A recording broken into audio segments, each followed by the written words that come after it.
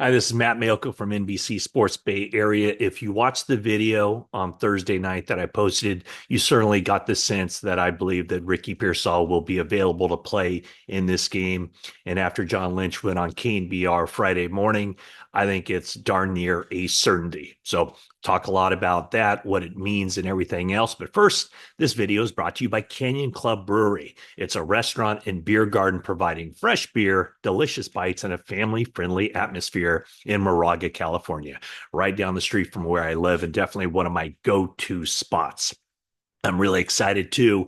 Canyon Club Brewery will be opening a location in the Danville Livery. That's right off 680. So it'll definitely be one of my stops whenever I need a refreshment on my way home from Santa Clara. Stop in there and see some fine people. Hope to see you there real soon. Okay.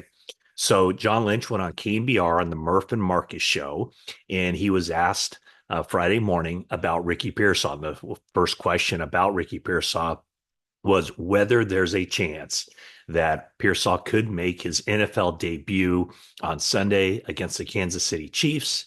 And John Lynch responded, absolutely, there's a chance. He had a good practice week. And so the way this week went for Pearsall is that, of course, he's been on the non-football injury list for the first 6 games of the season after the shooting incident on August 31st. And just recently, he regained full range of motion in that right chest area. Now, the bullet during this armed robbery attempt on August 31st went through his right chest area, exited out the back near his armpit, and he only spent less than, I think it's 21 hours, less than 24 hours, less than a day in the hospital. He was released, and since then he's been a regular attendee at the 49ers facility. He had to wait about 10 days before he could start working out just because of the risk of infection with that bullet wound. So anyway, he got back on the field. He's been working on rebuilding range of motion, regaining his strength and his cardio. And Monday at practice, it was a short practice, about a 40-minute light practice. Well, it was light for everybody except for Pearsall. That was the day the 49ers designated him for return and that opened his practice window. So he was going really hard, and John Lynch laughed about the idea that Pearsall, after about 4 or 5 plays, was going so hard that he was completely winded, doing a lot of work on the side. But as Lynch said, it's just different when you're out there with your teammates and it's 22 guys on the field. So Pearsall got winded. Had the whole team had the day off on Tuesday, and then it was practices Wednesday and Thursday. And Pearsall did a full practice both of those days. And this comes at a time where the 49ers do have an opening among their top three wide receivers. And Deebo Samuel's out also kind of banged up too. He has a wrist injury and he looks bothered by that. Brandon Ayuk is 100% healthy, but Juwan Jennings is not expected to play this week due to a hip injury, something that the 49ers weren't even aware of Thursday night after the game in Seattle. And then they found out a little bit later on Friday. So that's bothering Jennings, and I don't expect him to be able to play in this game. But now I certainly do expect Ricky Pearsall to play. I certainly got an indication of that, or I felt strongly about that Thursday when I posted that video.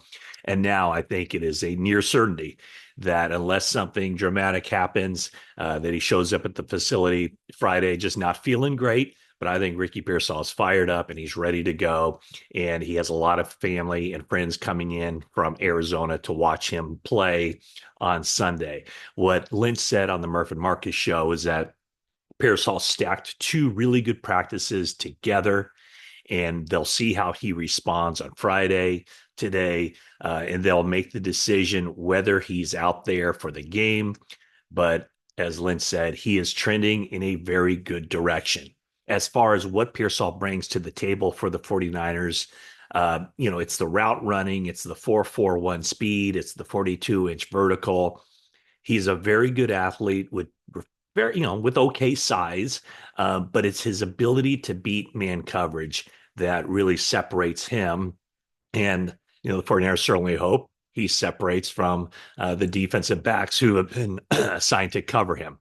So what Lynch said was there's a reason we picked him where we picked him. He's a really good football player who we believe is going to help this team now and into the future. And that could start this weekend. Now, Brock Purdy also had some very encouraging things to say about Ricky Pearsall after practice on Thursday. So after, throwing to him for 2 days in a row with, the more high speed practices, the 49ers put in their game plan on Wednesday and start to, I think it's, one of the days is the base downs, then it's third down. And then today on Friday, they installed their red zone package. And so, that could be an area where Ricky Pearsall really helps the 49ers with that ability to separate.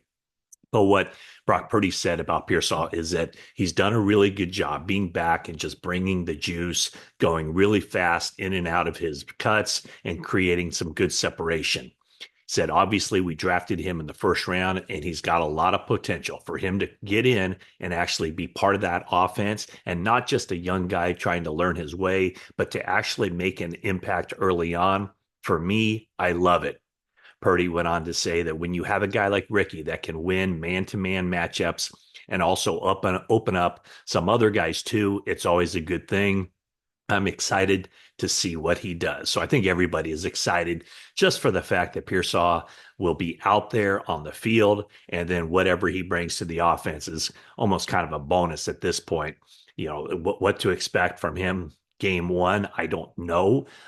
My guess would be anywhere from like a dozen to 25 snaps of offense. And then they'll kind of see where it goes from there. But this is another instance, the 49ers rookie class has been so good.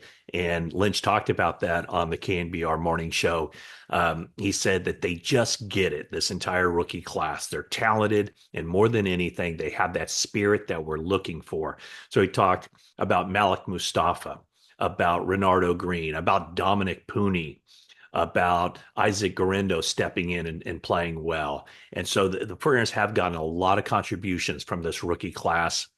And now Ricky Pearsall, the first round draft pick, number 31 overall, will have an opportunity to step in there and play. So that should be an exciting part to see what Ricky Pearsall will be able to contribute to the 49ers.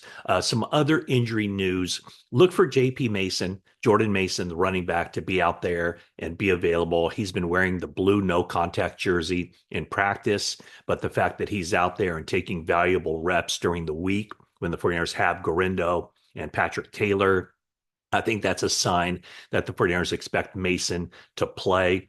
Otherwise, if they didn't think that he was going to be out there, I think that because of Guerendo and Taylor not getting a whole lot of practice reps up to this point, that'd be something that the 49ers would really want to focus in on, getting those guys ready to play. So it certainly looks like Mason, who John Lynch described as a very tough guy, looks like he's going to be available for this game.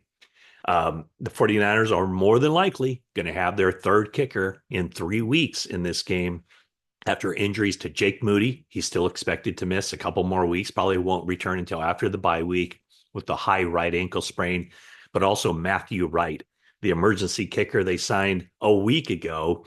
He has shoulder and back injuries. I don't think he's playing. It didn't sound like it hearing John Lynch talk about it. So the second-year player, Anders Carlson, a sixth-round pick of the Green Bay Packers last year, had an up-and-down rookie season and then lost the competition in Packers camp. Anders Carlson will be the 49ers kicker on Sunday. Not a strong leg, so expect the 49ers special teams to be on the hot seat on Sunday against Kansas City. They're going to have to defend more kickoffs more than likely. So Anders Carlson, look for him to be the 49ers kicker. And then in update, kind of an update, no update, but good news on Christian McCaffrey. Again, speaking on KNBR, John Lynch said that he's doing incredibly well, Christian McCaffrey, and it's all about the ramp up. So, they're ramping him up over time. It's not just he does one thing one day and then they give him more the next day. So they're going about this at a very just kind of even keel approach of making sure that they don't put too much on his plate as far as the physical therapy in order to get him back on the playing field. I don't think that there's any, well, there's no timetable. There's no rush to get him back out there.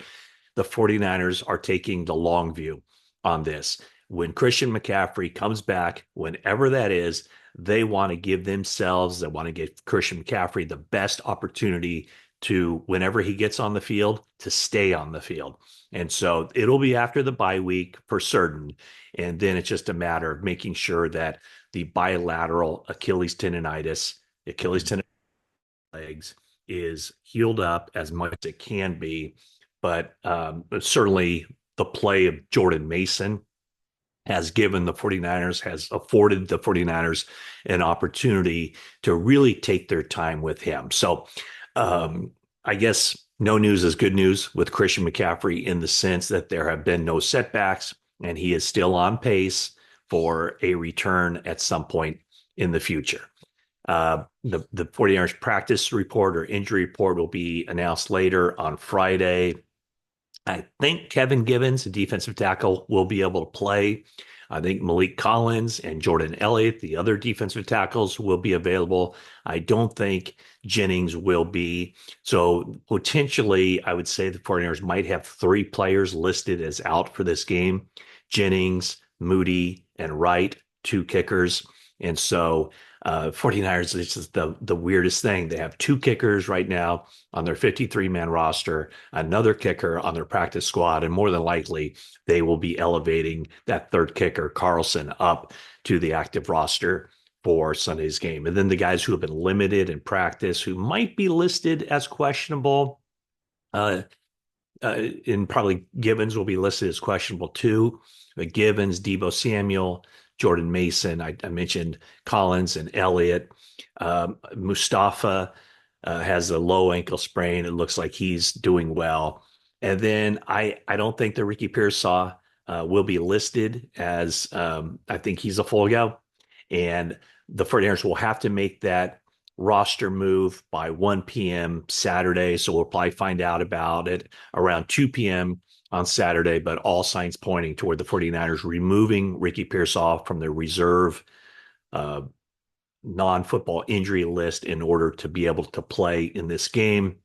I would expect, if John Lynch talked about it so openly that the 49ers are trending, it's trending in the right direction. I would think that there's a pretty good chance that later today, after practice on Friday, that Kyle Shanahan will make the announcement that the plan is, in fact, for Ricky Pearsall to get on the field and play in this game Sunday against the Kansas City Chiefs.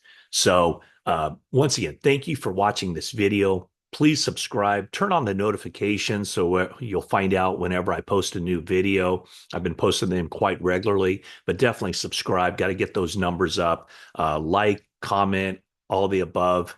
And that's it for now.